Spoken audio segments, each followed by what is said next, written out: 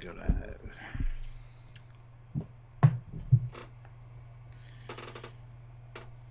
Well, we're live. Hi, Stuart. Hello. How's it going? It's good, but it's sad. What's that? Well, we're already 5 through Prodigy, and we waited a very long time, it feels like, to get them back. 5 have There's passed. 5 more. Of the 5 10. more to go, though. There's 5 more to go. But only 5. It was actually shocking to think Picard will be number 6 in that lineup, and it's like, oh. That's not very far. Goodness. Yeah, exactly. Sorry, guys. Everybody's going on now. Hit that like button if you haven't. You know the routine. You know the routine. You do. Yeah, episode 15. Spoiler-free thumbnail, sort of. Less things to not spoil. Although, boy, imagine I put the last 1 second in the thumbnail. Ha! Spoiler review. The last big, as I keep calling it, the 21 seconds to the end of twist. It's like, right, wow. Yeah, they like to do that for sure. You've already like in the it's almost time to finish. Oh no, it's keep it going. Oh wait, what? Weird. We're gonna come back, guys. You don't need to cliffhanger us every time. Just saying. Right, I am going to go share. All right, and that gives me a chance to tell you guys to hit that like button and super chat in. We want to hear your super chats, your thoughts on this episode. We want to, interact with you guys as we like to do. So if you're able to, please do so. We would really appreciate that, and helps us, with the channel, and just, you're showing your support for the channel by super chatting. So we really appreciate that if you're able to. Otherwise, you can join the channel. There's a join button down there. Click that join button, and jump right into the membership pool would be awesome. Or head on over to Patreon/Trekyards for another way to help us on a monthly basis. Again, very much appreciated. Or check the links down below. There's links to the Teespring and the TeePublic Trekyards store. We got some cool Trekyards merch. So if you're able to do those as well, we'd really appreciate that. Also, I'd like to want to see you guys wearing some Trekyards swag. So, sorry for my little low energy today. I'm just feeling kind of blah. So, hopefully it doesn't translate too much. So, anywho, you know the routine. Hit that like button. Easy thing to do. We got 16 likes with 19 people here. Let's try to get to 20 likes. And then just keep going up. It's simple. If you're watching this after the fact, hello, welcome. Consider doing a super thanks. Those are an option as well for videos that have been released, either edited or lives that are no longer live. So if you're able to do that, that would be also very much appreciated.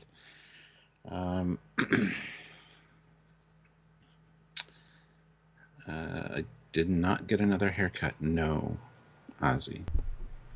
Sorry. I'm back. Goody. And I just want to give a nice little shout out to those fine folks in the chat that give us a lovely overnight for the Indiegogo. So that was lovely to wake up to. It's going up slow and steady, and obviously every donation does make a difference. We're currently at 6,827. 22%. 99 backers, 5 days to go, with one more trailer coming out, and hopefully a last day push. We've got Sean on Monday, Sean Ferrick of Trek Culture. Tuesday, Nimran Zorn of Many Trek Shorts. And Wednesday I'll be around talking about it. So hopefully, I'm crossing his fingers, Stuart will get past 10k. That's my big, because that would make an actual difference. 6 is great, or 7 is great, but 10 would be, I need 30, but 10 would be great. And if you want to get a me and Stuart poster, there's a me and Stuart signed poster in Lower Decks art. It's really cool. It's really, really cool. So check it out. So Stuart. Yeah, cool. Yes. What do you think of Season 1, Episode 15 of Prodigy? Masquerade. Said in the Shatner voice band. Paper faces on display. Masquerade. From Phantom of the Opera. Sorry. I thought it was all right. There's a lot of, well, most of the stuff in the middle with Dahl and stuff isn't really that appealing to me. It was kind of all right. Kind of felt like a side quest for sure. But they do bookend it with stuff. So I mean, no, books in Discovery, wrong. So bookend. We're looking at Book's End. I'm sure he's got a good butt. Yeah. Sorry, Stuart. That's all right. So yeah, it was just kind of all right to me. The reveal was kind of interesting at the end there, but not really very happy with Okana just buggering off on them. But I have a feeling he's probably going to return in some capacity to save them. He's probably gone to get somebody to help out, and he's going to show up with a ship or something at the last minute, or even a couple of ships. That would be kind of cool. So, it was all right. There's been better Prodigy episodes for sure. So there's also a lot of confusion with this one with a lot of things, which we've had the opportunity to talk to Aaron. He showed up on my live last night. So we have a few clarifications that they just could not fit in the episode, but we'll get to those when we get to those. So with that explanation and stuff behind it, it feels a little bit better. But overall, it's just kind of an all right episode, which is still better than like the best Discovery episode ever. So hey, that's what we have going for us. The problem with what's in the episode is like I'm sure the Star Trek official novelizations are better than the movie because there's more in them. Doesn't make any of that canon. Doesn't matter if it was in their brain. If it's not in the episode, unfortunately, it's not actually there. At least the Borg one, you can take the one word and say, okay, this links to that. But if it's not in the story, didn't make it in, that's not what you've said, unfortunately. So you can't judge them by that. Even if they add it in like a Janeway log, it's like, yeah, that's not canon either. So I kind of disagree on that. Well, because we get called out, so where's it in the episode? Well, it was in the side log. Like we'd get told off for that. There's not it's cool, but it's not the official, unfortunately. Well, it is though, because it's written by the same people and it's done by the voice actors. But it's like the game. The game is also done by some writers and the official voice people. I mean, it's gotta be technical, Stuart, because we're the Trekyards boys. So I'm just going to judge the episode on the episode, because I haven't talked to Aaron. You had that privilege, so I'm just going by what's in the episode. Yeah. All right. Oh, what did you think of it? Liked it. Still liked it. First and second go around. I quite like the Dahl stuff, so I was invested. There's definitely many points of in it, and there's lots of them. There's a couple as Trek fans you should be like, oh, which do hurt the episode. But it's trying something very different for its own show. Going to a spaceport, doing the elevator, seeing scientists. I mean, it's doing interesting stuff, and it is progressing Dahl's main story, which we didn't really think was a story until episode 11. It's season 1, part 3's arc. But it's very much going through the plot points quickly. To tell us who he is. No. As you would say in Picard, they didn't stretch it over a fetch quest of now go to this planet and learn this. And no, here he is. It's like there's no even hint of a, or is he? It's like, no, he's this. Mm-hmm. Done. Next. Like, shockingly quick progression. And then to throw in the big twist at the end is like, oh, how much story is in this show? Because they're zipping through stuff. They're not afraid to just kind of go warp 10. Wow, that'd be warp 9.3. And yeah, a Conda's bit is, or Okuda, whatever his name is, it's fine. Like, you don't hire the guy just to be a cameo in one and a bit silly in the second. Like, that's not the framework of how you hire actors like that, really. So obviously he's going to be a through line in several, either as we'll see him again in 6 and be like, you! Or, hey guys, sorry I messed up, or even go dark with it. Say, hey, an Admiral and Tal Shiar, I'm going to sell the what I know about the ship to the highest bidder of this, and then they'll come take the ship. There's ways of taking it. So he's definitely going to be a few, because you don't be such a waste of a character if only that. Although I like how they can still fix the ship with half as many pieces, because he had half the stuff on his back. In playing the need, that stuff. So it's great that you can fix it for half the stuff. Because that just came across the second time, like, but you need that stuff. Oh. And where did they get Latinum to buy the stuff? To which they lost half of? They don't have money.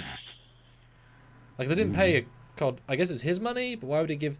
I guess he's giving free passage. I guess they worked out a deal for like, take us here and I'll buy it for you. But he didn't get paid for the last gig, and freighter people tend to be like job to job. Didn't think of that. Oh yeah, it's the impression he doesn't have any money. Yeah, they traded for it. They replicated some stuff and traded for it. Maybe they replicated Latinum. They just cheated. It's fake Latinum. And yes, of course, Jellicoe coming back was a lovely bit. Yes. I would love it. I would love it to be a bigger scene, but I like it isn't because it implies he's going to be in lots of them. Because then you don't need to give him like, here's the big introduction. He's already there. He's already kicking butt. We're going to see more of him. And I pretty much guarantee there'll be a scene in season whatever where we get back to Earth and he's in a room with Janeway doing the real life version of the scene, and there's a payoff to their things. Because of course you would have known him for years and years and years. So you straight away skipping to the end of the chemistry versus, oh, sorry, Admiral Jellicoe. Oh, Janeway. No, it's good. It's good. Mm-hmm. Yeah. He's just pulling his full admiral rank on her, though. Mm-hmm. Vice Admiral. But I took me a while to get Admiral. Respecting the Admiral pips. And he even had the similar dialogue to Chain of Command, where he's like, I think your personal feelings are getting in the way. He said the same thing in Chain of Command, so that was cool. I mean, I might go as far as to say he's possibly the best returning voice actor to just slip exactly into where they were without any vocal, they sound older or doesn't sound like them. Which is weird, because he's real old now. But I don't know, is that too much to say? Because I didn't question him for a single second. If not the best, one of the best. Yeah, he sounded just like he should, so that was great. Because it's a weird role, because you are just being Grumpy Admiral, in essence. But it sounded like Jellicoe. He brought back what he brought in the first time back in. Good job. Yeah. And Sergeant Montgomery throws in $2 with a first strike. Thank you so much. Yes. We need more than one strike, though. Yeah. So keep super chatting, guys. Hey, Robert. Yeah. Yes. This thing started off really weird, honestly, with just the whole, hey, I don't care what the star date is. We just escaped Starfleet and we're in the neutral zone. Cool. After the whole, don't cross the neutral zone, Janeway and the zoom in on her, it's like, oh, it's going to be epic. No. Just forgotten about. And it's like, oh, wow, thanks. And as you said, I mean, in a binge watch, this is going to just hit really weird. So, yeah, I don't know. Yeah, this was a real bad choice. To start with the Jellicoe scene would have been perfect, and then cut to this. Yes. That's it. It's all you have to do. Because then you're implying time has passed. They've talked to the Romulans, they've talked to the Admiral, Admiral's talked to Romulus. Great. This was a terrible choice of framing, because it brings all attention down to zero.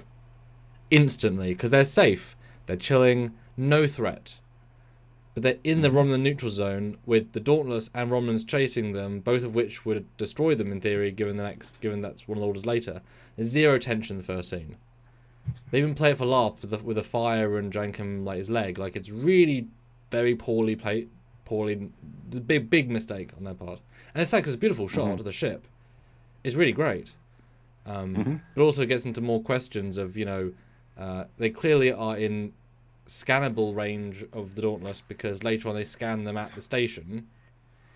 But they also can't be scanned by the Romulans because Okuda's given them anti-Romulan scanning devices, but they only impulsed into the neutral zone, so Romulans could easily have seen them and tracked them manually and chose not to chase them.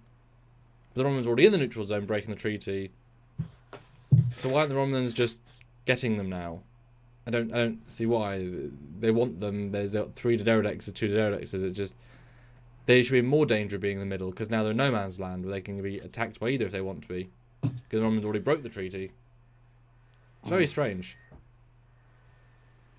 Because they don't even go to warp, and this is clearly like 10 minutes later.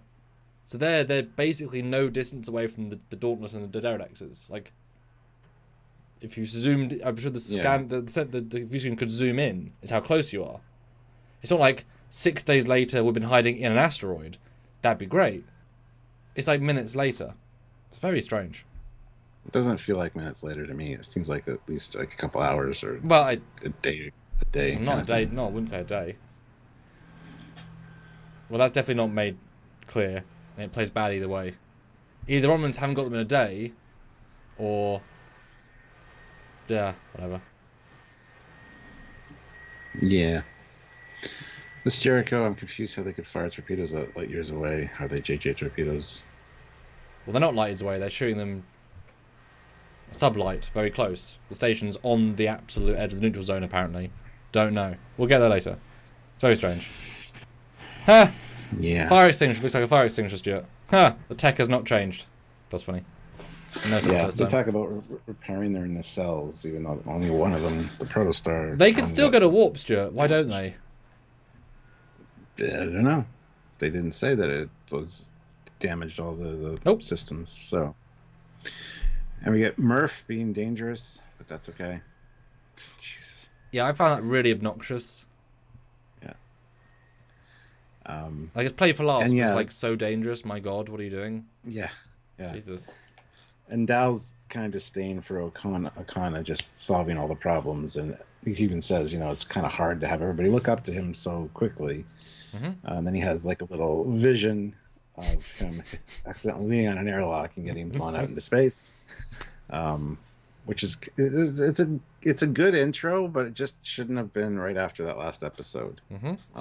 Should have been like a week later kind of thing for this. So. Yes. Like I said, if they'd said Captain's Log, we've been hiding the asteroid field for the last week. We've had a lot of time to get to know Okuda's. We can't do much. Perfect. All you need. Okana, not Okuda. He's not Michael Okuda. No. But you know what I mean? That's all they have to do to the voiceover at the start to entirely fix the first half. Yeah. That's it. Now, what do you think of the dog carrier ball? Well, I guess a sort of rabbit hamster ball. ball. Yeah, there you go. I thought it was kind of stupid, but it's okay. Yeah, and it can't be a Starfleet issue, so I guess maybe Rock Talk designed it. Or Probably. Well, more likely Zero. It. Yeah. Yeah.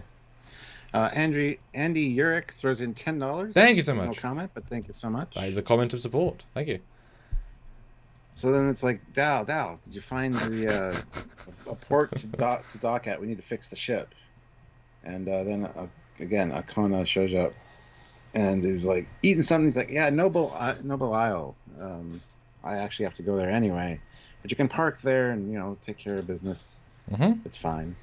And he doesn't mention what side of the neutral zone it's on.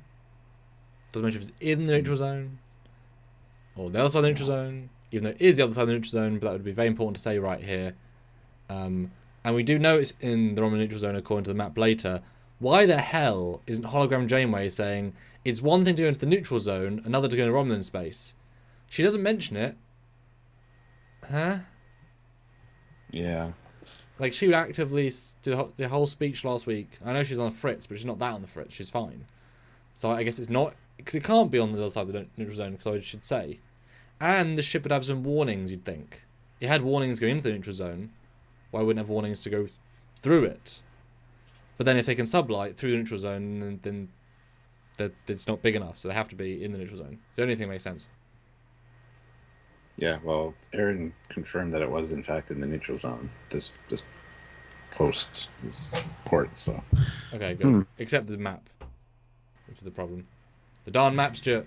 The darn map. Yeah, I know. Unless I guess the map was unless the map was pointed to Derodexes, I guess still.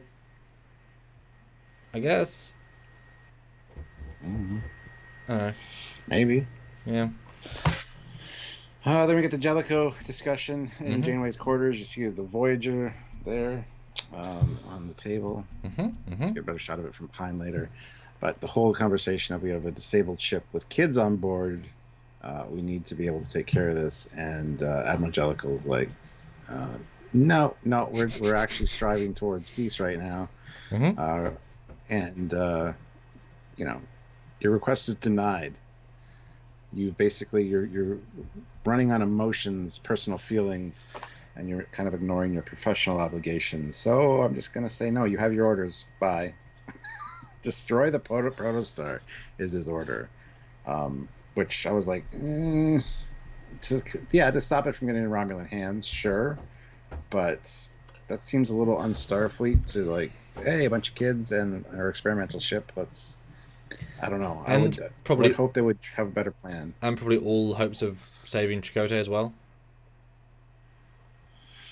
Well, yeah, that's not the most important thing, but you know, she doesn't even mention that. I know they harped on a previous episode, but and just to note that the Romulans must be in the neutral zone because she can see them out her window, so they're actually far away. It's a visual joke.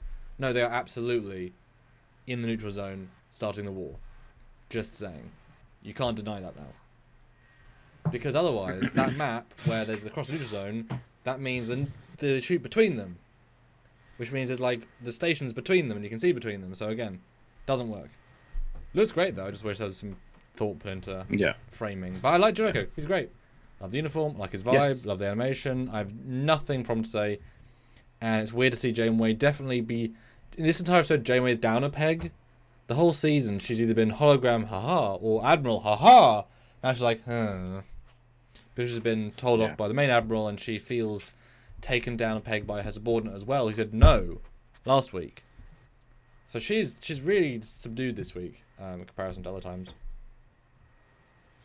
Yeah, it's kind of weird seeing her kind of put in her place, actually. Like it works well, it's just weird. Funny. It's funny because Sylvia, when I watched this with Sylvia, she's like, I bet she misses being in the Delta Quadrant now.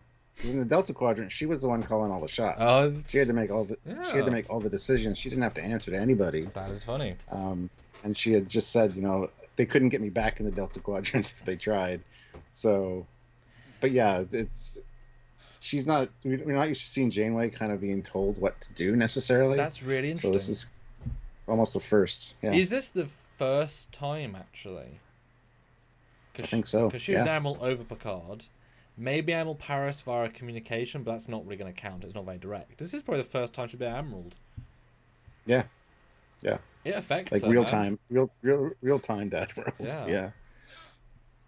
And nice. It is cool seeing her quarters and the little model of the Intrepid class there behind Ronnie Cox's hologram. That looks really cool. Well, they are embarrassingly huge, the quarters. They are, yes. Embarrassingly huge and embarrassingly sparse. It doesn't add anything, guys, to make them giant. It just makes you look silly. It's not as if a ready room too. Well, I assume it's a ready room, yeah. They just look so giant. It just doesn't. Yeah, waste of space, guys. But beautiful planet shot as we go towards this planet, with the just beautiful, beautiful, beautiful stuff. And once again, Stuart, we've got another skylift that we can't beam down to the planet with. Again, Lower Decks and Prodigy. 7 weeks apart, same exact thing with a lot of similar shots. But you know what? I'm fine with it. They're both doing well. Absolutely fine with it. Yeah. Oh, I couldn't help but think... And yes, Robert, head off. See you later. Fine. I couldn't help but think there is nobody at the station. It's really quiet. I know it takes money to animate bonus ships, but there are a couple of small ships like flying, but you really can't see them when you're watching it for real. I know it takes, I guess, money to build more ships, but it would be nice to have seen any ships here to get a sense of life. Mm-hmm. You know, just a small thing. Yeah. But Okana points out that it's perfect for business of a sensitive nature because they're doing cutting edge things here, stuff the Federation can't or won't do, and all sciencey stuff. And then Janeway's basically gives them the warning of, that basically means they're doing sketchy shit. So be careful down there. And this is where every other Trek show would approach this very differently. Politely saying this is illegal stuff. Yeah, unregulated, as she puts it. Exactly, but dancing around it in a, well, we can't tell our children audience it's good for Dahl to do illegal substances to be, like they play it in a very certain way. Obviously, these aren't official officers. That all works just fine. No, it's a good integration. You know, it points out, Starfleet only goes so far. They will go further. So we learn stuff here. And Robert Tuck's so excited because the blinding of the science. He's like, oh yes, I want the science so much, Stuart. She wants the science. But the final word from Janeway is, if something seems too good to be true, it probably is. Like the first Dauntless. Last words of advice. Yeah, exactly. Yep. If you see Arcturus, Go the other way. Yeah. Then we get like Rock being all excited with the view going down and all the sciencey stuff, and you get an ad for this geneticist who's like, "I can make you better," and it's like, "Ooh, genetics, that might be interesting." He's like, "Well, I'm gonna be meeting her, so I'll introduce you in person." So yeah, it was all right. Ads in the elevator. Eric Martin, $5. I wish Jellicoe had said stay in the neutral zone and go to 4 shifts. Damn it, 4 shift rotation. Yeah, good to see you, Eric. 31 likes. Hit that like button, guys. We got 41 of you here, so we should be able to hit 40 easily. So if you have not hit the button, now's the time. And yeah, we just had an ad for a geneticist. Let's just throw in an ad here because perfect time for it. There, we went from geneticist ad in the show to an actual ad. Hopefully you enjoyed that, guys. Jasper Jedi. Speaking of ads, yeah.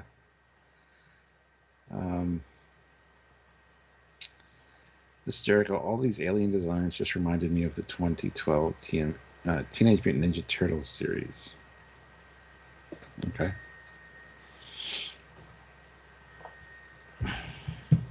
Sergeant Montgomery, $5. Would be awesome to see a Brent Spiner in a future episode. Yes. Yeah, so that's something else everybody missed, is that they actually said Eric Soon's protégés were the ones that created Dal, not him himself. And Aaron made a point of clarifying that last night also, that it's obviously wasn't him that did it. They just used his research. I mean, it's not obvious because he could have, like I said, found an embryo from the augment days. But there's different ways you could take it. But I could still see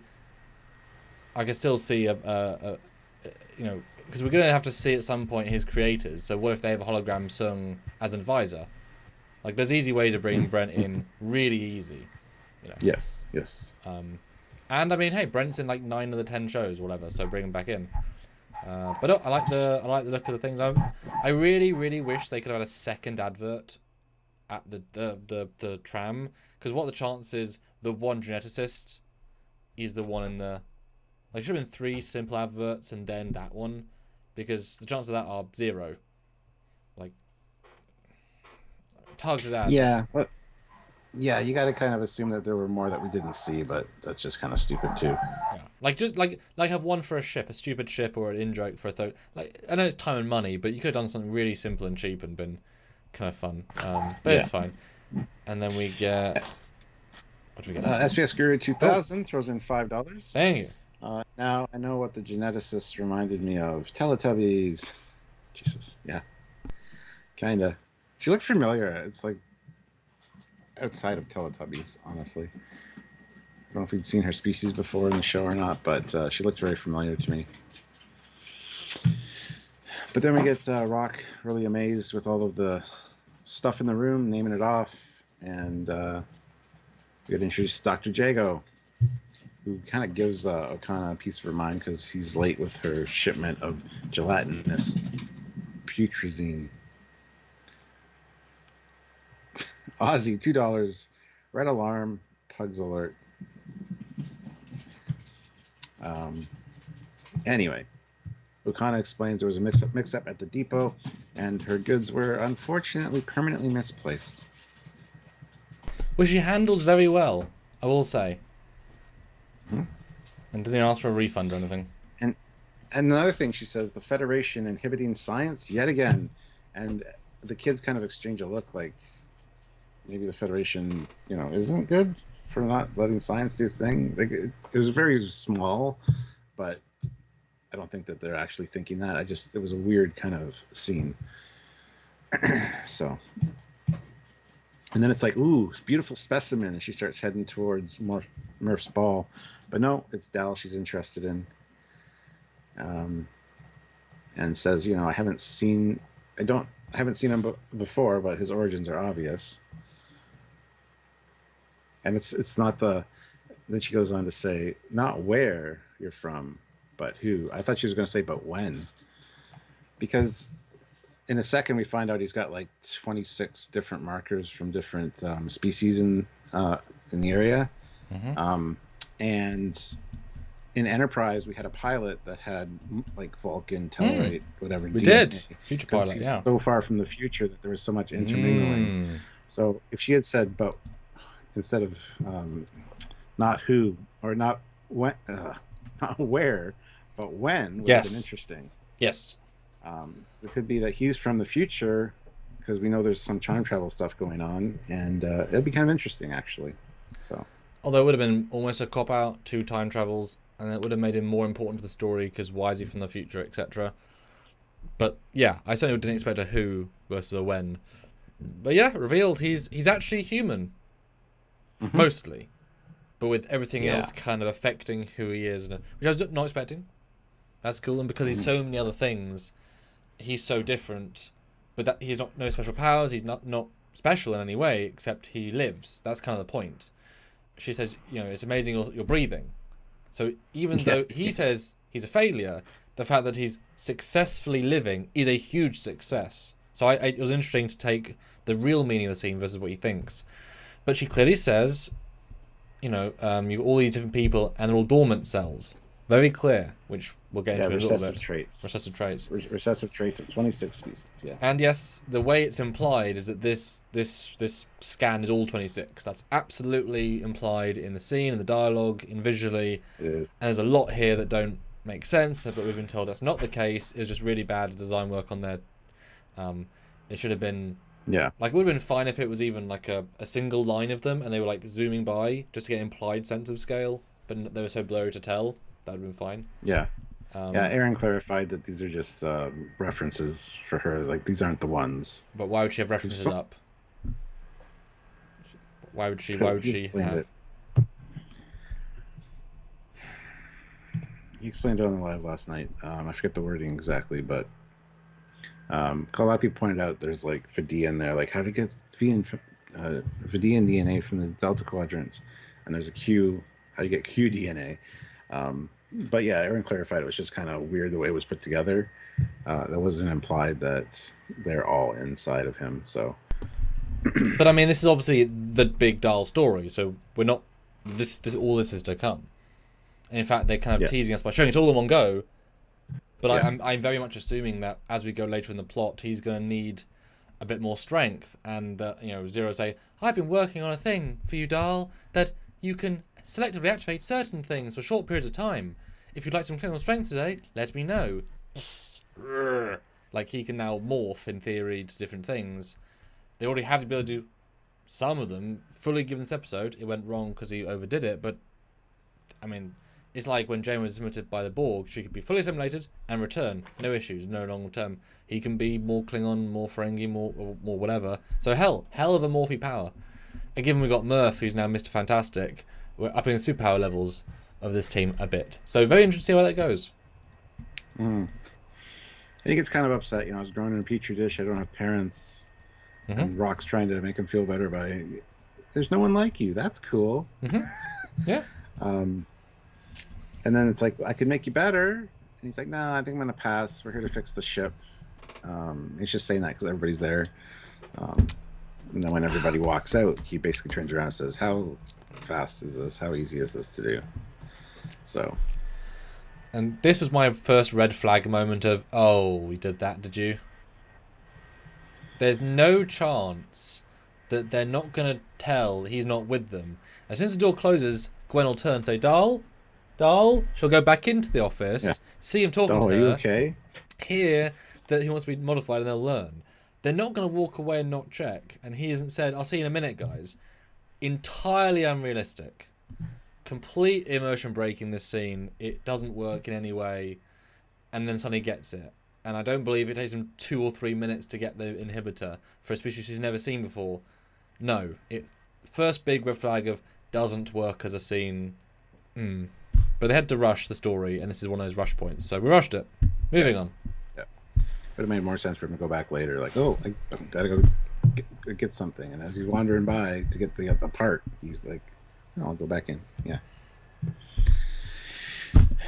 But back on the Dauntless, we got She's a good guy. Yeah. Talking to the diviner. And then Janeway comes in and says, "You wanted to speak with me?" She's like, "Yeah, I want to enter the neutral zone covertly. You know, I know what the protostar means to you." So she obviously doesn't want the protostar destroyed, as we find out later. It's kind of part of the plan. Mm-hmm. But she's like, "You know what? You can tap into the Romulan subspace channels, because if we're thinking of doing this, it sure is hell sure that the Romulans are as well. So just find a way to tap in." This worked a ton better for me second time, because I did think it was a bit daft that she could access Romulan communications from across the neutral zone in their specialist ships that are good at encryption, with a spy race that is going to do encryption well and not be detected. But she's from the future with future knowledge, so she has more advanced ways of doing things. That explains how she did it entirely effortlessly. Otherwise, I thought it was a bit of a stupid little moment, but it's fine in that retrospect. But you know, she's part of the plot. She's standing in. She's converting Janeway. Into see where it goes. But she does stand up for the rights. You know, if we do this, we're no better than them doing it. Classic Janeway. Janeway. Good for her. And Grant McGregor, $5. Thank you, Rand. It was an interesting chat last night. Just to note, he is genetically modified, and the gene chart is not 1-to-1, but comparative to 2. Good to note. Yes. Those reviews will be coming in the next few episodes. Aaron says there's stuff coming to explain a lot of this, so it makes sense. We have to let it play out. So yeah.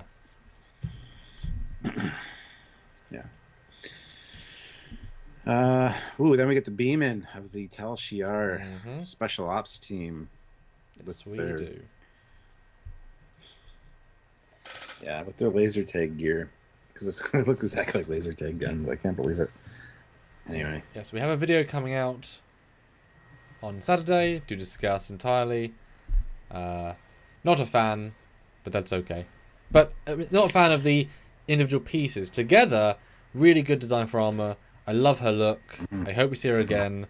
And this felt odd the first time, but it is actually very smart of them, which is rare for Romulans in the division of special ops. As we see in Picard, they're extremely dumb. Like, one of them put a bag over her head to nullify her. Who puts a bag over someone's head thinking he'll knock them out? Stupid Tal Shiar do. I like the fact that, they obviously can't beam down, so they have to beam as close as they can, the station, and go down. The issue being, they've beamed from a starship. So their ship, their Pterodexes, are in beaming range of this station, which means, and they can't beam while cloaked, presumably. There was only 2 that were on the scene with the Dauntless earlier, so I don't know if one left or cloaked, because they didn't show all 3. Because they're not beaming from a shuttle, they're not beaming from their homeworld, they're beaming from a ship right nearby. So why isn't the Pterodex in orbit taking the protostar? And they're not beaming from outside the neutral zone, that's silly too. And if it's that close, the Starfleet can also beam from the neutral zone, which means that the protostar was like 12 seconds in the zone, like we keep saying. This also doesn't really make sense, but I'm assuming that there is a cloaked ship nearby, and there will be a cloaked officer on the protostar as a big reveal in episode like 17. That will make this work a lot better. Currently, another plot hole. But it's a cool sequence they jump on. At least Sergeant Montgomery, $2. Thank you. Will end up like the rest of the Soon storylines. Eric Martin, $10. Thanks, Eric. Proto-drive damage looked way worse last week. Now just a little welding. How did a lethal coffee table get aboard? Yeah, that's the thing. How has he been on the ship the whole time? Unless Vincent Essentia brought him on board or constructed. I don't know. Well, if the Diviner came back 30 years ago, maybe she came back 4 years ago and added him in when they were building the ship. Would have had to, and she had to go through Starfleet and stuff as she is. So, yeah. It's a confusing storyline. Unless she replaced the real, That would make more sense. That'd be a lot quicker. It would. It would. Yeah. Snoopy McQueen, $5. Sorry for missing you, Trekyards. Prodigy is way better than Disco and Picard, and it's a cartoon. Yes. Cartoon doesn't mean bad. I don't understand why people think that all the time. Some of the best. So, yeah. He's a Decepticon, obviously, yes. It was played like a Transformer scene, let's be honest. Like Yeah, 1000%. But speaking of 1000%, Dahl, what an idiot. Let me entirely reveal what I'm doing, and Gwen, what an idiot, she doesn't work out. She's never seen him do this. She's known him for years. It's another scene of stupidity, especially as she missed him for 20 minutes, where she couldn't read him and contact him. Yeah. And why isn't Zero detecting his brain's now different, given that he can sense things? Well, Zero's on the ship, and there's that's the reason, Stuart. That's the reason why. I saw the ball. I was like, that's Zero's shell, but that's Murph. Sorry. They even referenced the TNG episode, I just can't end this one, which is cool. Yeah. But the planet, the cityscape, reminds me very much of Obi-Wan series. Yes. The planet you went to looks exactly the same. Yep, just no people, like almost no people, because to render. But I will commend the actor. I think he did a really, really good job at different Dahls, with being a smart Dahl and then Klingon Dahl and then teeth got flawless. Yeah. Really, really good job. Makes me appreciate him normally with how different he was. I'll say that. But Gwen, bit dim-witted this week. She's not given any urgency really, and also Rocktock's a scientist, and we'll also be able to note, Dahl, why are you so different all of a sudden? Did you do genetic modification? There's a bit of that going on. Willful ignorance, you know. Yep.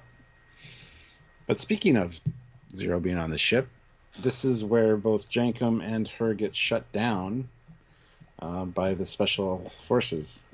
Two of them go on the ship, at least two of them, and they disable all the holographic emitters, apparently, even after they shoot Janeway. She's just a hologram. Okay, so the next line is, I've disrupted the holo emitters, so... Yeah. I mean, they don't, but... I know. And then they're locked out, obviously. They need the captain, so they gotta go get the captain. Don't Tal Shiar have technology to break into systems? You would think so, yep. Given that they also knew they were going after a prototype ship, they knew that they were going to get access, they knew that there's going to be no one on board, like they couldn't take out, and they need the captain? This is a Tal Shi freaking R. R? Yeah, Tal Shi freaking R. That, it didn't occur to me until then. That's a silly idea. That doesn't work either. And also, is it that easy to disable Medusan? You'd think there'd be some sort of extra element of more difficultiness, even if it was just a case of they've disabled the body, because it's a body with the NG being inside, but the NG being still talking.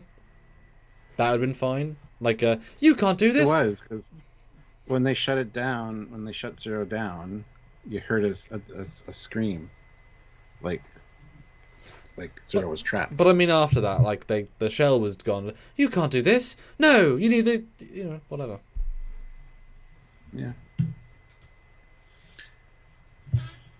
Well, the number of this group too, like they beam in, there's 3 of them. 2 of them went on the ship, 2 of them beam off the ship. So there's 5 now. I wish there was a solid number to begin with, and you could keep track if they're missing one, because they should have left somebody on the ship. That was just... I mean, they had to have. Because they're here, hope so. They're here for the ship. Yep. Because at some point, even if they fail, the captain's going to come back. And they know a Starfleet ship is in spitting distance. Sorry, in torpedo distance. Like, I would leave most of the people on the ship, honestly. Because if you can't take out a teenager... Because think about it, they're attacking a ship, and who do they find? Not a Starfleet crew, a 4'1" Tellarite, and a Medusan. This isn't a Starfleet crew. You know, these are not going to be high-risk people, given what they've just discovered. Yeah. We get more orbital skydiving. It's great. Very a la Kelvin films and Nice. Lower Decks. So. And then more Dauntless scenes, fine, on the bridge, which we need more of in general. And yes, she's managed to hack into the Romulans entirely flawlessly. Cool. Yep. And then we see the a map. minimum yield micro torpedoes. Yes. Take cluster, armed and ready. Because Jellicoe said pew pew and boom. Yep. So micro torpedoes, as you guys know, are those in shuttles. Very small. Very limited use case, but if you just need some kind of boom, it's useful, but they're nowhere near as effective as real full-size torpedoes. And low yield means these things are basically firecrackers. the weakest of the weak in terms of torpedoes. Literally, that's what they've said. And they don't say special torpedoes. They don't say long range. So these things are being fired at impulse into the neutral zone. Active war. And there is a torpedoes do have warp capabilities, though. We did a whole fact files on they've warp torpedoes. sustainers. Yeah. But they're not at warp when they launch them, though. No. No. Some micro torpedoes. They have I know. They have the capability of going at least like warp 1, warp 2. If they've gone to warp as torpedoes, that entirely changes the game. What torpedoes are, if they can genuinely jump to warp. It's what Aaron said, that they were warp capable torpedoes, Oof. and that's what he likes to imagine. So anyway, regardless, I wouldn't even want that in Discovery Season 3, honestly. Like, you could do it, but I wouldn't want to see it. You know, it seems icky. Kaylara came in a warp capable torpedo shell, so no, she was launched at warp and she was warp sustained. She had a warp sustainer in the thing. Warp sustainers only last so long, though. I know. They don't keep you at warp indefinitely. But if it was designed to sustain as long as possible, then you could, like, I guess, math how long that would take. And it's such a small craft, I'm assuming it would last longer. But you do have a map as well in the scene. And you can see... What can you see? There's a big circle in the middle. There's 2 dots. There's maybe a neutral zone in the middle, but on the left-hand side. I don't know what that means. Let's see. It's very unclear. Yeah, I can't really see much. I don't feel like the graphics person paid attention to this dialogue. No, I don't think so. That feels a bit abstract. Yeah, unfortunately. We get a clearer one later, but... But anyway, we finally get puppies! Yay, puppies. Space puppies. Because as we know, Rocktalk's biggest ambition earlier in a season was to actually have puppies give cuddles and kisses and end up being a trap. These are real. Yay. Yeah, and then Dal's like, something's wrong. Because they hear above them, they're down there. And then they jump down, and they mistake Okana for the captain. Which is like, funny. Yeah, you thought he was the oh shit, I shouldn't have said anything. And he's like, yeah, so you guys found each other, I'm out. Bye. And he takes off. And they don't stop him. No. Everything in their mission would be to stop him. Yep. Because even just saying to this planet that's in theory a neutral planet, saying there are Romulan shock troops that might get the Romulans in politically in trouble, at least you stun him and say we'll do them later. Yeah. Very odd that they would let him go. Unless we're implying there's lots more people who are here who are monitoring them. Don't know. Yeah. Sergeant Montgomery, $2. Thank you. Had to be a squad stationed there secretly. Well, we do see 2 people walking by, chill as can be later, which is clearly not the same group of people, because they, like, walk away and then... Yes, no, I don't know. I'm pretty sure the lady that beamed down was the captain that they talked to in the last episode. It was, yeah. Where's your Deredex, girl? Where is it? You know you got 1,000 people on your ship? Use them. SVS Guru 2000, $5. Thank you. The Cardassian torpedo from Dreadnought was warp capable. Well, that's a larger torpedo, though. Do you know that literally had a spaceship interior inside and other things? That was a missile level torpedo. That was a small. That's bigger than the Delta Flyer. Yeah. That wasn't a torpedo, and that was like a bomb that could like destroy half a planet. It was a WMD. So no, doesn't count. Grant McGregor, $5. I think one more could have been added. Find the captain. We do not want another Prometheus mistake. But I find this better constructed than the last episode. Find the Prometheus mistake. Oh, yeah. Yeah. Yes. Yeah, they could take over another ship. God, I really had to. Sorry, I read Anyway. that one. But Dal activates with his ganglia. He activates his chip and over ramps it, and we get some Klingon brow ridges and some aggression and some agility, and he takes them out pretty good. That's great. Battle is in my blood. Yeah, it's great. It's goofy, but it's canon goofy. Like it's very grounded. Oh, I know what that is. I know what that is. They're utilizing it. It's cute. It's good. Although, boy, one tap, because there was not a moment when it was hit and damaged. Just him activating it a second time made it go wonky, which seems either very poor design.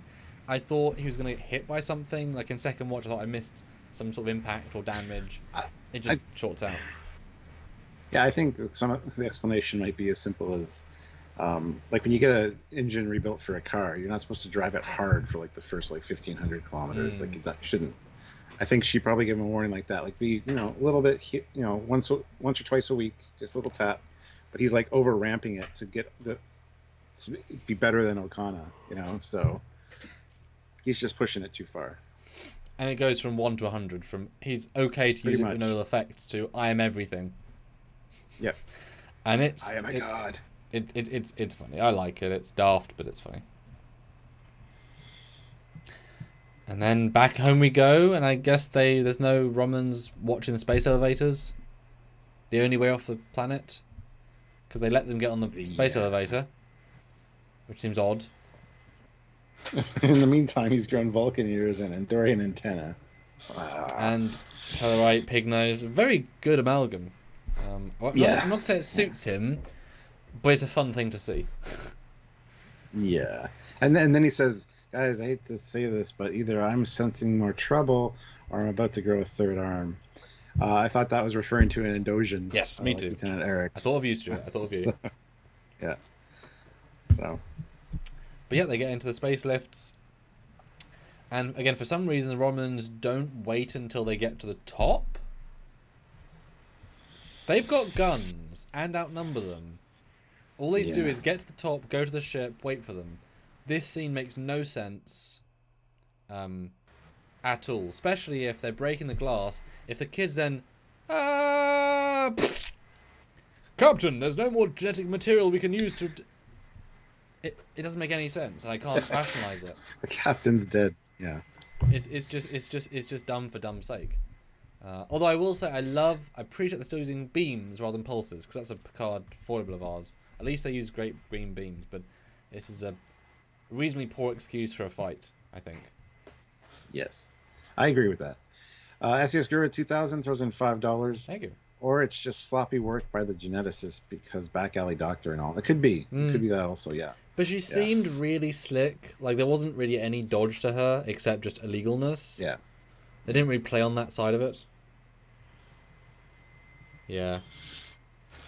But they have to suit up because the glass is going to crack, and at the altitude they need the helmets.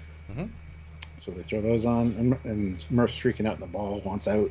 He's wanted out for a while. Which I appreciate on second watch. Relax. Yeah, and Rock is like, relax, you're indestructible, don't worry. That's not why Murph's freaking out, but...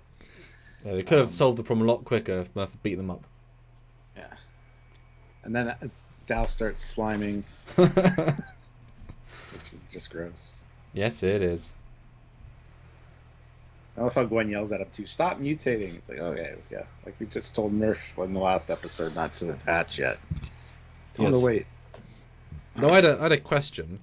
Are these the same helmets that are on their standard uniforms? Because I feel like they are. They look like it, yeah. But they can't be, because there's a standard Starfleet issue. These are random alien planet. Yeah. Yeah, I don't know. They look the same. I think the front part's different, but the side part looks the same for sure. Oh, and one brief thing I noted in this scene. Really good music choice. They used the Romulan's brief theme and mixed it in 19 different ways, and it always sounded good. So good choice on music. I thought it was very atmospheric here. Well, one of them jumps on, slips on the slime, and falls off, and then immediately just corrects himself, which is great. Then what happens? Oh, yes. The lightning. lightning strike. Like, Gwen, drop your heirloom. No, trust me, because she's a meteorologist now. A small question to this. Yeah. Why did the lightning not hit the things on their back? What things on their all back? the tech in their backpacks, which are all metal. Because they're designed for this, because they're on the space elevator. So they're non-conductive metal, probably. But in case of an emergency like this. But they're to build the proto drive. Why would they be non-reactive? Oh, those things. Yeah. They're not on their. Oh yeah, it is on Gwen's back. I mean, they're higher than the like. If the lightning rod is the gun, they've got their own lightning rods on them. I don't know why they would go just towards one gun and not everything else that they're holding, which is metal. The backpack is insulated against electricity. It's just another flawed idea of like, but they're all metal. Like, why would that one thing be metal conductive just because plot? Okay, so that's not really a good reason. You literally got metal. The chance of it all being non is silly. So, not a very good. Another red flag of kids' plot. But they got them. They're fine, and they tell them no. The kids escaped. No, not yet. No, they're trying to go after. Not yet. Trying to go after the dude. We need to fire the torpedoes. We need to shoot. And Essentia's like, don't shoot. Yeah. Yeah. Doesn't try that hard though. In fairness, if this is all about Protostar. Well, Janeway's also like, excuse me. Sure. And what do you think about her actually pressing the button? No ifs, no buts. She's 100% committed to this motion. She is following her orders. She's doing what needs to be done. And that's great. Ever since she talked to Jellicoe, like the frustration with Jellicoe didn't translate to her crew because she's got to be in command and not be hesitant in front of the crew. So I think it's fine. And in fairness, micro torpedoes, lowest yield. Literally just there to disable it. Like, they're not, there's never a destroy them implication, it's just disable them. Which, in fairness, why would you not do anyway? Why are they not disabling it either way? Like, is it better to have the ship escape and you don't find it? Or disable it and then find a way of getting it? I guess because the Romulans are, because if even they say the Romulans are trying to get it, but again, they're not destroying it torpedoes, they're disabling torpedoes. What's the longer plan here? Are they sending a shuttle in? Are they sending themselves in? Why can't they just use a I don't know. Oh, and then they fire torpedoes from the RCS thrusters. Yeah, I was just going to ignore that, but... They've done a Discovery, guys, where Discovery fired torpedoes from their nacelles. They don't want us to fire torpedoes from the RCS thrusters. So once again, an animator has not checked with anybody. They've just put them where a hole is. Yep. And then they're not like they even shoot forwards, but the hole goes out. So they actually have to go through they actually have to hit the hole because it shoots this way. They're far enough away too. They don't need to shoot forward. It's not like even if it is directly in front of them, it just has to launch it out and then homing. Right. The animator didn't check and didn't care. It's a hole. And it's sad because the underbit is so in black. Just have it launch from there. It's like it came from, but this is just wrong. Yeah. So, boo. But then Murph gets out and kicks some serious butt. Pulls a Mr. Fantastic / Odo. It's like, hey, we got our new security officer. Great. Yeah. That's why Murph was itching to get out. Knew he could kick some butt. Good payoff. Liked it. Solid.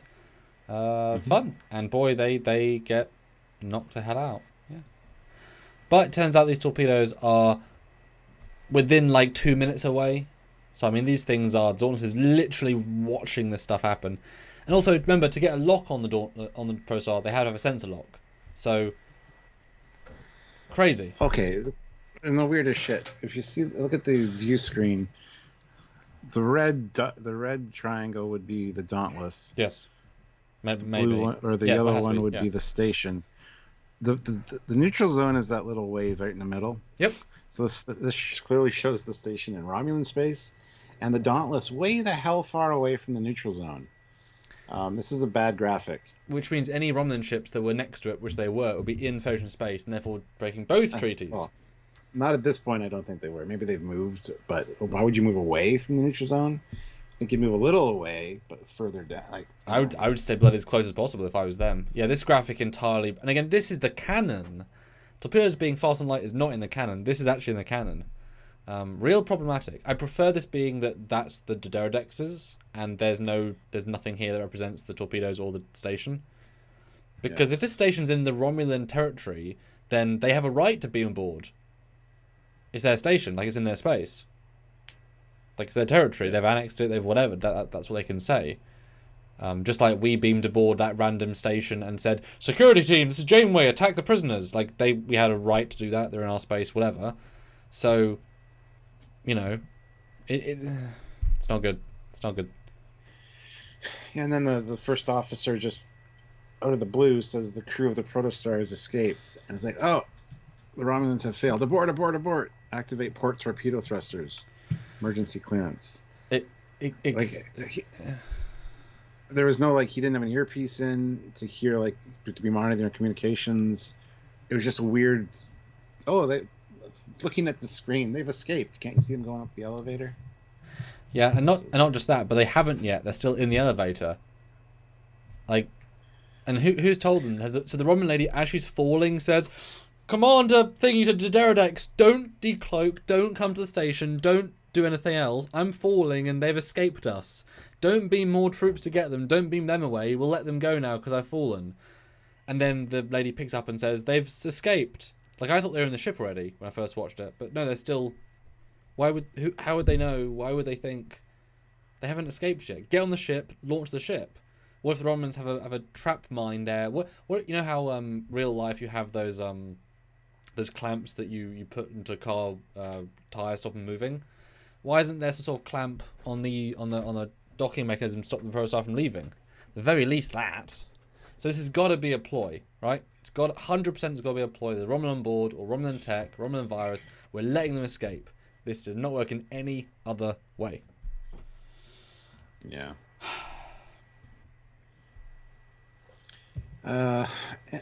Yeah. Anyway, Essentia leaves the bridge after seeing that, and it's like, okay, what's she up to? We'll find out. And we get Dahl saying, "I really messed up. I want to be as cool as Okana, so that's why I did this." And Murph is now like,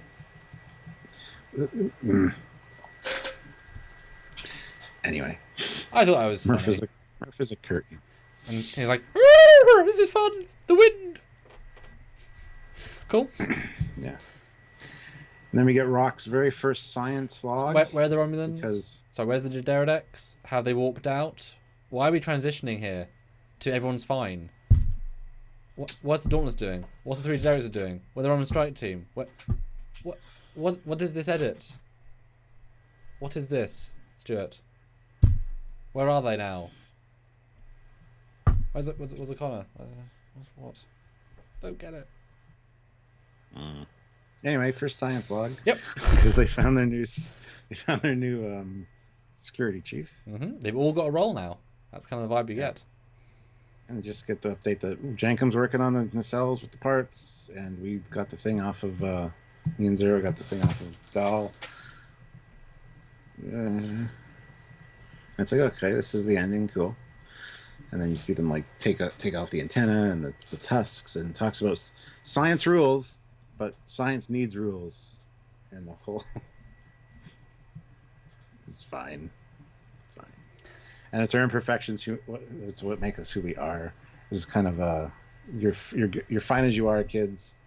You don't have to change to fit anybody else's view. So. Even though Rok-Tok has changed to be a scientist, Gwen has changed from being an assassin person, Jankum's changed from being less mean, Zero's changed for being friendly and nice to people, also has robot legs, and... They mean physically.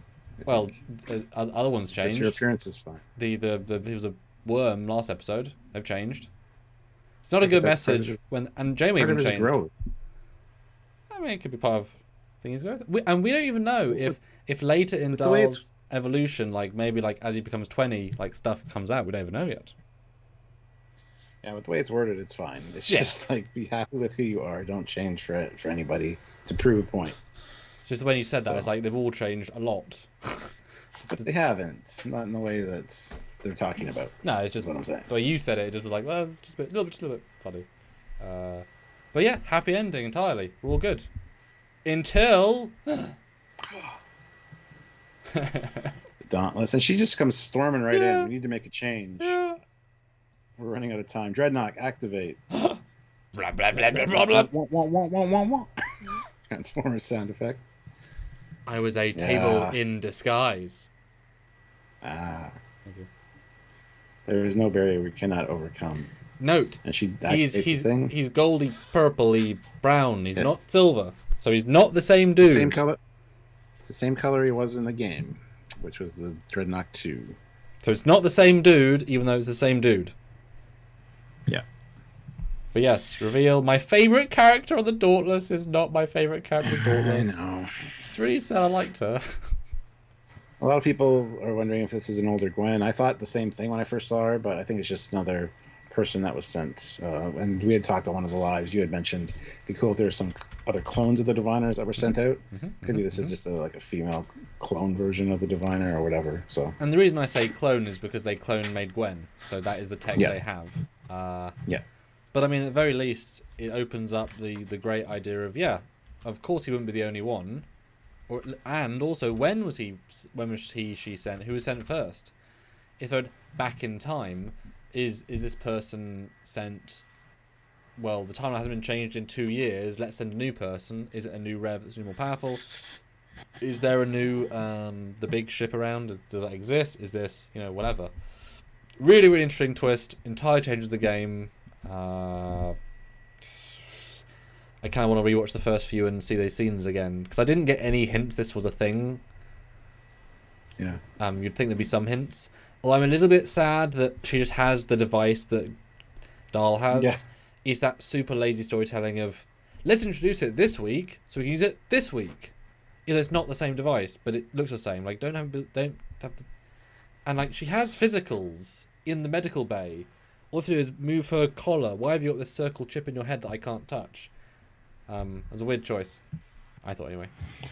Yeah, me too. SVS Guru 2000.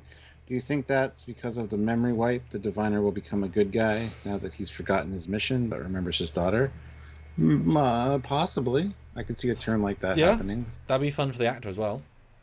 I could see that, yeah. It becomes less about saving everybody, but instead Gwendala must save.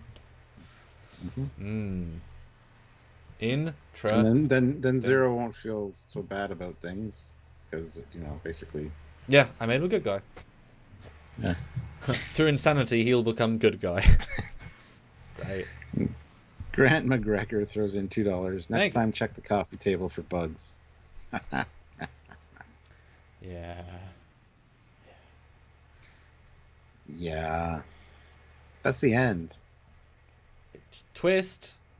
Abrupt and twist at the same time, Stuart. What a twist. You didn't see that coming. That's what she said. No, I did not see that coming at all. So what do That was people need to actually- do now, Stuart, as well? We got a super chat. Oh. Because we're about halfway to our... Well, we're halfway to our minimum, guys. Super chat in. We're going to give our final breakdowns and scores. And I'll read all the super chat scores. So I want you to score it out of 10 and super chat that in. Yes. If you just do your 10 score out of on the regular chat, Samuel will read those. So yeah. Also hit like if you haven't already. You know the routine. You know the routine. The big question, Stuart, how do you feel about it after doing our full review, where we discuss these things in pretty high detail? What do you think? I don't really think anything different. The doll stuff is just it's very like this happened and it's fixed. It's not a ongoing thing. It's very I think it's very kids show like, and that's fine for this. But it's very much a placeholder episode. It's not like a main one, and I love how they kind of sting us at the end with these twists. So like we keep watching. We're not going to stop watching, guys, but thank you. Just makes it frustrating. But yeah, binge watching, I think it'd be fine. The Okana thing bothers me a lot because he's kind of like the Han Solo of Star Trek. He's like kind of a rogue, kind of does some sketchy stuff, but he's got a heart. Refresh that just to make sure. Well, it doesn't happen very often, so that's good. I'll say that. Hi, Stuart. How you doing? Hey, how's it going? So, what do you think so we of fixed it. Prodigy Season 1, Episode 15? I don't know when I crashed, so. Well, yeah. It was all right. Like I said, the twist at the end was an actual twist and reveal for me, so that was nice. But overall, it was just kind of meh. All of the species, or the 26 DNA things he has, is quite interesting, considering what some of them are. Like, we got Klingon, we got Andorian, we got Tellarite, we got Vulcan. So it'd be cool to see where that goes. I want to get that story. They mentioned that Eric Soon's proteges were the ones that created him, so that was nice. But most of the middle part just felt kind of for me, honestly. The stuff on the Dauntless was cool, but there were some canon issues, or not canon issues, just issues. The whole neutral zone thing has always just been an issue, even in TNG and stuff. But overall, it was all right. And like I said, an all right episode of Prodigy is still better than like some of the best of Discovery, so you can't go wrong regardless. Score wise, briefly as well, just jump on that. It's amazing how when we started Prodigy, we were saying, "Oh, wish I had more Trek, Romulans, all this cool stuff." So it's nice we finally got back to that stuff. Yeah. Score wise, I'm gonna have to give this one a. This is tough. Yep. I'll give it a pure 6 out of 10. I was going to go 6.2, but I'm going to go 6. Yep. Is that your lowest? Is that your lowest rated score? Let's find out. I don't know. We should just do this at the end when we do the retrospectives. Yeah, for me, yeah. Discussing it, we found even more plot problems. I think half of them are just we didn't have time to explain them. Half are oops, we put right ourselves into a corner. Oops. Yeah. But all of them could have written their way out of if they just had a little bit less of one thing and more of the important stuff. Because I'd rather know, no offense, neutral zone logic than some of the other. You know what I mean? Like that stuff. I'm not going to remember that Jankum tried to put out fire with his foot. I'm going to remember that neutral zone is either zero amount big or not, or the space station's doing stuff in it, out it, around it. Like, all that stuff is more important in every grander scale. And most fans watching this are not the children, they're the Trek fans. So yeah. But, you know, at least they're trying to do bigger stuff. This one, I just don't think they succeed particularly well. I like the Dahl stuff, as I said. It works well as a setup to more. But yeah, the elevator stuff, I think, on re-watching works worse second time. And yay for trying Picard weapons, but I would have done your own designs, would have been better for everyone. Good reveal at the end, that really helped. But knowing that last week we had an amazing twist and it was thoroughly poorly paid off in those first few seconds, my excitement for the next twist reveal, like the next part of the next episode, is severely diminished because they failed to make a satisfying and now the conclusion. So I do not think they're going to do that again the next week. I think they're going to drop the ball a second time and just do something else and then reveal it as we go on, which is fine, just structurally, yeah, not quite all there. Too much going on, Stuart. Score-wise, I think you're pretty close to on the thing. I don't think it's the worst episode they've made, but it's got way more problems than any episode they've made. That's the weird thing about it. I think it's the most structurally, that's good. But I do think the Borg one was worse. So I'm looking at the score. So I'm going to give this one a very generous 7.6. Because I'm looking at the scores, so I'm like, I can't go that low to be consistent, etc. And that's still pretty low, right? That's not a good score by any means. But I do reserve the right to give it lower if it's the worst. Oh, you're also muted. But I do reserve the right to say it is the worst of the season, because currently it might be the worst of the season so far. Just for plot problems. For Prodigy, no. Yeah. Well, Score-wise, I mean, like... I still want to watch over Discovery. I mean, it's like an 8.5 out of Discovery. Wow. Yeah. Maybe a 9. Right, your score, Stuart. Any Super Chat scores? Yes. Check them out. Yes, we do have some. Grant McGregor, $5, 7.8 out of 10. Say no to drugs. Or augmentation, yes. Yes. Fleet Paw throws in $5. Thank you. Twist bumps it up for me. Still a kind of meh story, but the twist gives it a boost. 7.5 out of 10. Badgies and Gwen's heirlooms. All right. And BJ Tehran throws in $1 with a last super chat snipe by the looks of it. So last super chat snipe for $1. So non-super scores, we have 7.75, 7.5, 8, 7.9, 7.8, 8, 7.75, 7.9, 8, and 7. And of course Donnie 10, says Aussie. Because of course. Yes. There were more scores up higher before it froze. Full computer said no, yes. But it does. 7.5. Oh, there's a 7.75 out of 10, a 7.5, an 8, a 7.9, a 7.8. So. But it does promise more cool things to come. Oh, for sure. That's We're going to get answers to some of our problems, for sure. That's kind of what it does, rather than stand on its own.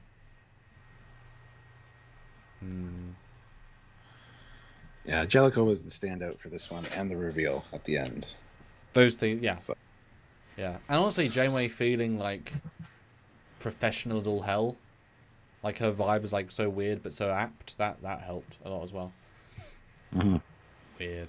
Alright guys, well, tune in for our video tomorrow. And wish me luck. I've got my next first shoot in like 2 months, this weekend.